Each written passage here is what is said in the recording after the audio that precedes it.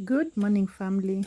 It's a beautiful day here in the countryside, and I have a new project that I'm just starting. I've always talked about the poor drainage of the kind of soil I have here, which is majorly clay soil, so having raised beds is just inevitable. I've attempted to grow many vegetables here. Some did well, some didn't. They're just those crops that cannot stand the waterlogged soils. They need very well drained soils. So I'm starting to create my garden beds, and this is just the beginning. I'm going to have a totally raised bed full garden.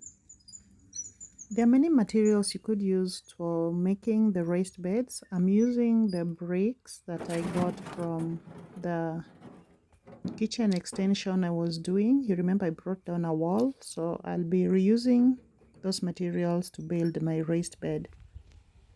Of course, my garden is still in its experimental stages, and I've just been trying everything I can to ensure that I have a continuous supply of food in my home. So this too is another experiment. I just want to see how best to go about gardening in this kind of land. So let's build this garden, plant some strawberries on it and see if it's gonna work, if we are going to get a better yield, and just everything about it, and if we can continue creating more beds. Our maize is already drying up, so I'll just harvest what's on the patch that I want to work on. We usually sun dry the maize and later mill them for our ugali flour, which is our staple food. There's not a lot of maize left here. We've been roasting and boiling, and we've really enjoyed this season's maize. Last season, I was a bit late to start roasting maize, so I didn't get to enjoy it that much. So I can say this time I've really enjoyed the green maize. So it's time to harvest the dry ones and then work on the garden with new crops. And I just want to try so many things this time round.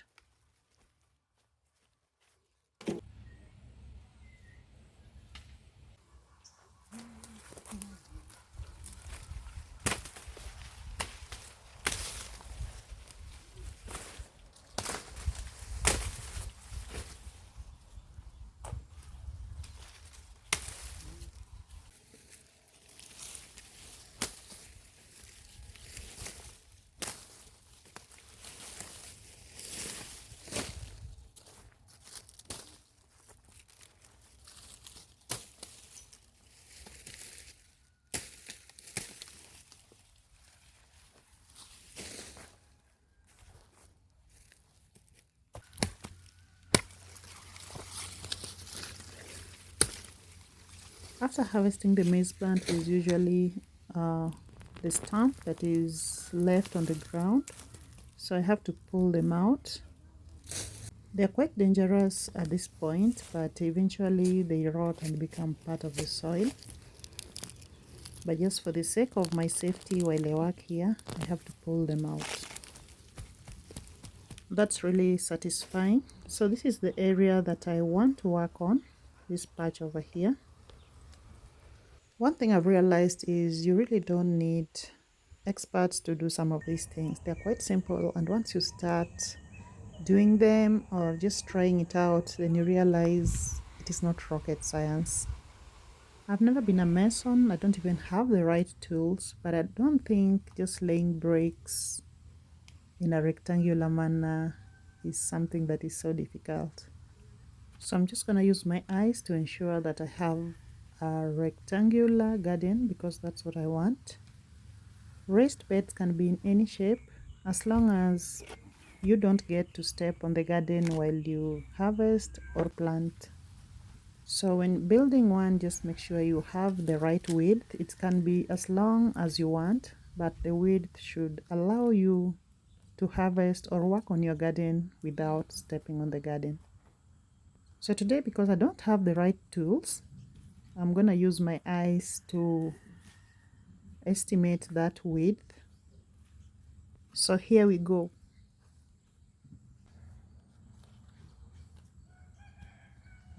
I'm not using any cement to hold the bricks together. All I'm using is my bricks, and I'm just kind of planting them into the soil. The soil is clay, so it holds them very well, and I'm putting them quite close together so that we don't have the soil leaking out or pouring out of the garden. Through the small spaces between the bricks, we can have drainage of excess water from the garden just in case we have lots of rain. One important thing to note today is the improvement of the soil texture. Over time, I've been pouring all the grass that we harvest onto my garden. I've been mulching over a period of time, and I realize the mulch has broken down and mixed up with the clay soil, and the texture is quite good today. The soil is not as sticky or compact as it used to be. This is a tip I picked from other gardeners on YouTube, and it seems to be working very well. So I think I will continue mulching and pouring all the grass that I cut from my yard onto the garden.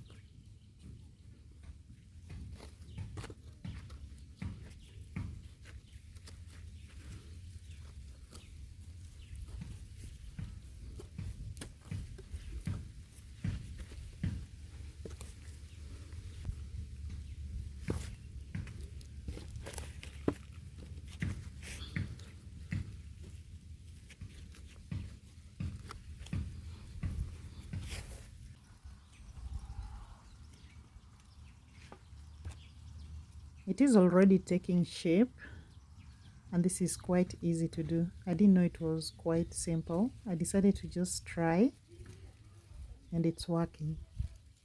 I'm really encouraged to create more raised beds, but first let's see how this one goes. This is just a beginning, and I think the coming gardens will be raised much higher than this one. I do not want the flooding here to stop me from growing anything. I do not know the exact size of my garden because I did not even take measurements, but I hope next time I'm here I will come with a tape so I can measure and let you know how big it is. But it's big enough for the strawberry seedlings I want to plant today.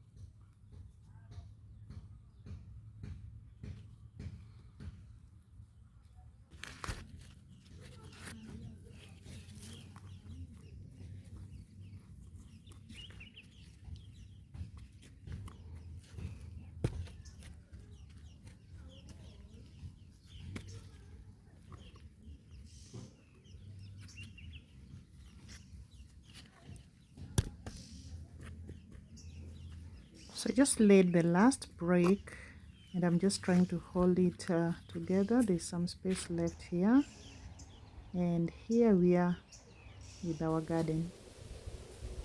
My sunflowers are really smiling back today. I just love to see them sway like that. So I brought new soil to add to my bed. This is generally manure which we've been harvesting from the chicken coop. I also have here compost which is mixed with the manure, so I guess that is soil fertile enough for our strawberries. So I'm just going to spread it out throughout the bed and mix it with the other soil, and then we can plant the strawberries.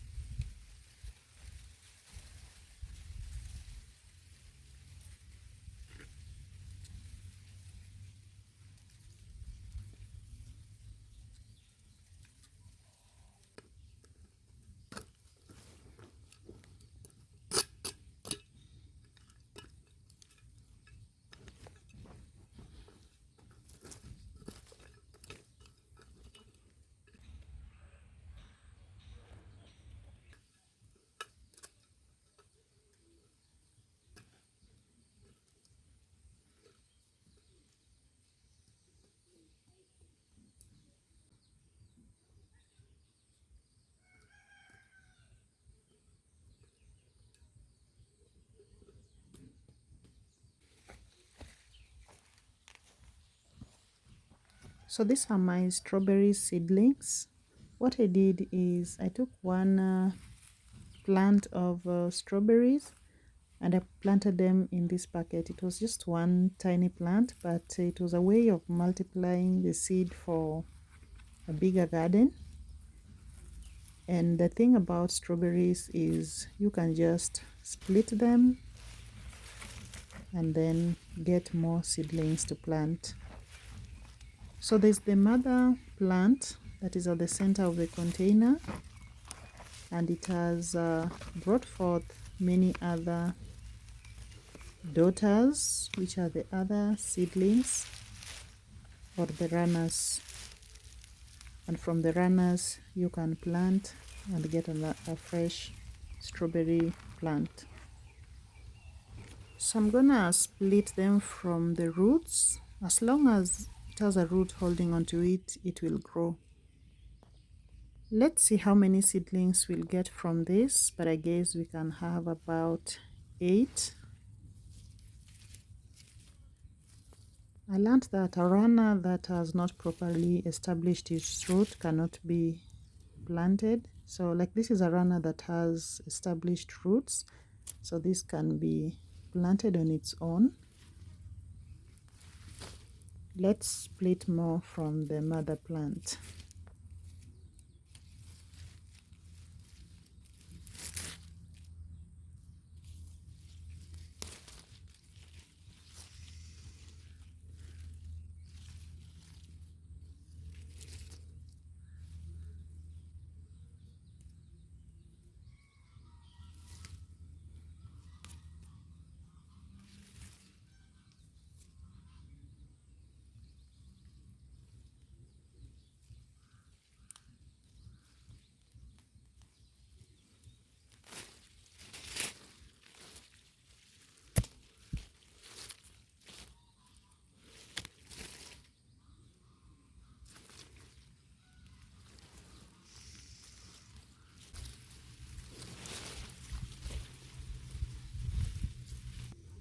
I was right, we have about 9 new seedlings and our bed is just big enough to accommodate them. So let's plant. Strawberries love well-drained and very rich soil. One time I was at the garden center and they told me if I'm going to plant strawberries, at least every month or every 2 months, you have to add some manure to it. So my soil is very rich and I'm really hopeful that they're going to do well here. They also love sunlight, so if you're going to plant them, just make sure they're in a place where they can get direct sunlight at least 8 hours in a day.